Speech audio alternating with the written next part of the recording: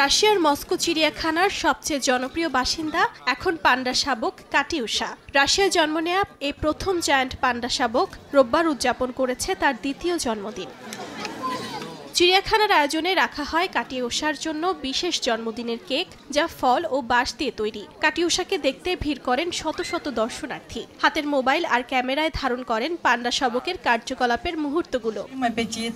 তার ওজন এরই মধ্যে ৭৮ কেজি। সে বেশ আগ্রহ নিয়ে বাঁশ খায় এবং তার উজ্জ্বল ও সাহসী চরিত্রও প্রকাশ করে। বিভিন্ন প্রশিক্ষণেও সে সফলতা দেখাচ্ছে। কাটিউশা কেবল রুশ চীন বন্ধুত্বের প্রতীকই নয়, বরং জায়ান্ট পান্ডা নিয়ে বৈজ্ঞানিক গবেষণা কর্মসূচিরও একটি গুরুত্বপূর্ণ অংশ।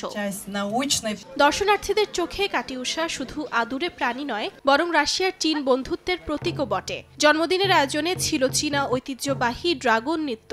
চীনা দূতাবাসের সাংস্কৃতিক উপদেষ্টা ফেং লিতাও বলেন, কাটিউশার বাবা মা ডিং ডিং ও রুই ই যেমন দুই দেশের বন্ধুত্বের প্রতীক, তেমনি রাশিয়ার মানুষও পান্ডাদের প্রতি যে উষ্ণতা দেখাচ্ছে তা অসাধারণ এক সম্পর্কের প্রমাণ।